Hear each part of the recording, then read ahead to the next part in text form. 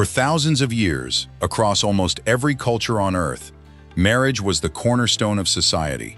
It was how families were built, wealth was transferred, alliances were formed, and communities held together. It was the single most universal human institution in history.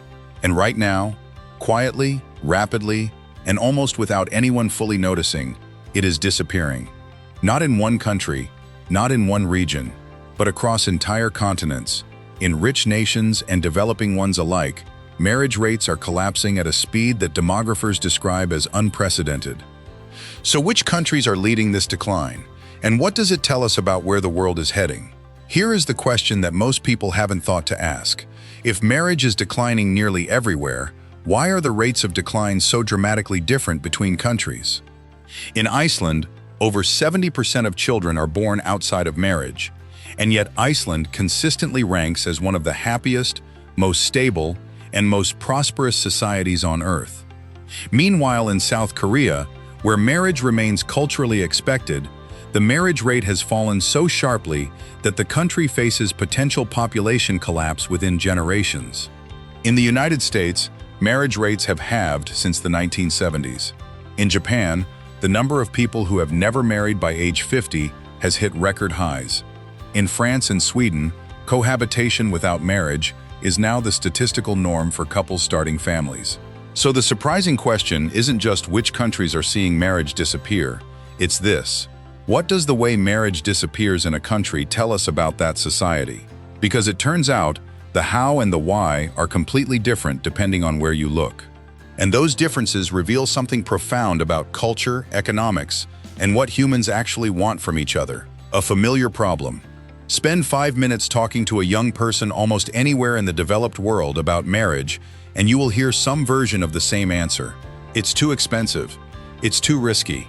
I haven't found the right person. I'm not ready. I want to focus on my career first. And every single one of those answers, on the surface, sounds like a personal choice. But zoom out, and you start to see something different. You start to see a generation of people who have watched their parents divorce, who carry student debt into their 30s, who cannot afford housing in the cities where jobs exist, who have been burned by relationships played out on social media, and who have been sold a vision of romantic perfection, so polished and unrealistic that real relationships feel like a disappointment by comparison. A hidden cause. To understand why marriage is vanishing in so many places simultaneously, you have to look at the hidden structural forces that held it in place for centuries, and acknowledge that most of them have now weakened or disappeared entirely. The first was religion.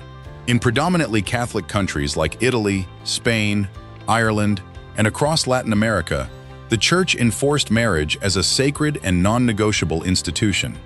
As religious participation has collapsed across the developed world, particularly among younger generations, one of the most powerful social enforcers of marriage has gone with it. Ireland, a country where divorce wasn't even legal until 1996, now has one of the fastest falling marriage rates in Europe, Kem would quote. The hidden cause of marriage's decline isn't moral decay, it's the removal of the invisible walls that once made it the only viable path. Economic impact. The economic consequences of falling marriage rates are enormous, and they cut in two completely opposite directions, depending on what you're measuring. On one hand, the decline of marriage is devastating for long-term wealth accumulation. Married households consistently accumulate more wealth than single ones. They share costs, pool incomes, build equity together, and benefit from tax structures historically designed around the two-parent family. As marriage rates fall, wealth inequality within generations is widening. Single people, particularly single women, are being left economically behind in housing markets built for couples. Governments are caught in a difficult bind. Tax systems, pension structures, welfare policies, and housing subsidies were all designed around the assumption of married two-parent households. As that assumption becomes statistically obsolete, the fiscal architecture underneath society is quietly becoming misaligned with the reality of how people actually live. Business impact. Businesses have been among the first to recognize that the decline in marriage is changing consumer behavior. As fewer people marry and more choose to live alone or delay starting families, companies have adapted to meet new needs. Markets that once focused on couples and traditional family life are evolving, while entirely new industries are expanding to serve a growing population of single adults. One of the biggest examples is the online dating industry. Dating apps have become a normal part of modern life, connecting millions of people every day. The global dating app market is now worth tens of billions of dollars, with companies constantly introducing new features, premium subscriptions, and AI-powered matching tools to attract users. Instead of meeting through friends or family, many people now begin relationships online, making digital dating a major business. Healthcare has also changed. As many women choose to have children later in life, demand for fertility treatments, IVF, and egg freezing services has increased significantly. Clinics offering these services continue to expand as advances in medical technology make delayed parenthood more achievable. At the same time, the mental health industry has experienced rapid growth. More people are seeking therapy, relationship counseling, and emotional support as they navigate loneliness, dating challenges, and the uncertainty of modern relationships. Businesses offering coaching, self-improvement programs, and wellness services have also grown, showing how changing relationship patterns are creating entirely new economic opportunities. Societal impact. The societal impact of marriage's decline is the part of this story that keeps researchers up at night. Children raised outside stable two-parent households, on average, across large population studies, face greater risks of poverty, lower educational attainment, and worse long-term health outcomes. That's not a moral judgment. That's a statistical finding that holds across most developed nations. As marriage declines, child poverty in single-parent households has become one of the most persistent social policy challenges in the UK, the United States, and across Europe." End quote. Research suggests that marriage, on average, benefits men's mental and physical health more than women's. Married men live longer, report higher happiness, and have better health outcomes than single men. The picture for women is more mixed. Married women live longer than single women but report lower happiness than single women in many studies. As marriage declines, the health impact will play out very differently across genders in ways we are only beginning to understand. Global perspective. Step back and look at this globally, and the picture is both more complicated and more interesting than it first appears. Marriage decline is not universal. In sub-Saharan Africa, marriage rates remain high, and the region's population is growing rapidly, presenting its own complex set of challenges.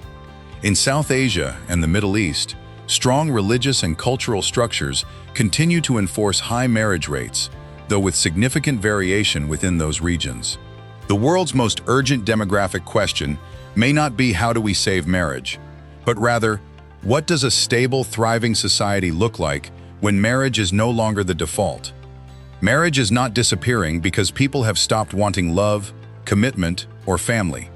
Every survey across every country consistently shows that the majority of young people still want a long-term partner, still want children eventually, still want something that looks, emotionally, a lot like what marriage was supposed to provide. What they've stopped wanting, or stopped being able to access, is the formal institution of marriage as it currently exists in their societies. The cost, the legal complexity, the cultural expectations attached to it, the way it interacts with housing and careers and gender roles, all of that has made the package too expensive, too risky, or too constraining for too many people. Which brings me to the question I want to leave you sitting with, and the one we'll be exploring in the next video. If marriage is declining across the developed world, what is replacing it? Are people genuinely happier living alone and dating casually? Is cohabitation a real substitute for marriage, or does it just delay the same problems? And is there any country in the world that has successfully built a thriving, stable society around something other than the traditional married family? That's next. Subscribe so you don't miss it, and drop a comment below. I want to know, do you think marriage is worth saving, or is it simply evolving into something new? Tell me honestly. I read every single comment. See you in the next one. Safe travels.